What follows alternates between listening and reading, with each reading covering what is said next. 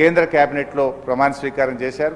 సాయంత్రానికి పోర్ట్ఫోలియోలు ఇచ్చారు, shipping portfolio ఇస్తూ గెజిట్ వచ్చింది అధ్యక్ష.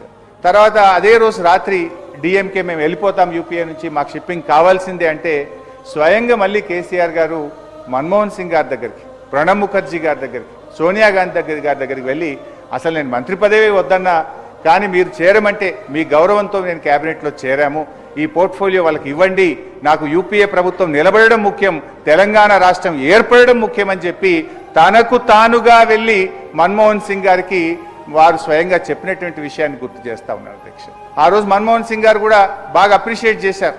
శాఖల కోసం పట్టుబడే రోజుల్లో నువ్వు శాఖే నాకు అవసరం లేదని ఇంత గొప్పగా చెప్పారని చెప్పి మన్మోహన్ సింగ్ గారు ఆ రోజు కేసీఆర్ గారిని బాగా అప్రిషియేట్ చేశారు అధ్యక్ష. ఇక్కడ ఒక విషయం కూడా గుర్తు చేస్తున్న అధ్యక్ష, అంటే తన శాఖను 3 రోజుల్లోనే 22 మే 2004లో షిప్పింగ్ పోర్ట్ఫోలియో వస్తే 25 మే 2004 నాడు శాఖను తిరిగి ఇచ్చి 6 నెలల పాటు అధ్యక్ష, అంటే 27 నవంబర్ 2004 వరకు శాఖ లేని మంత్రిగా డాక్టర్ మన్మోహన్ సింగ్ గారి కేబినెట్లో కేసీఆర్ గారు పనిచేశారు అధ్యక్ష.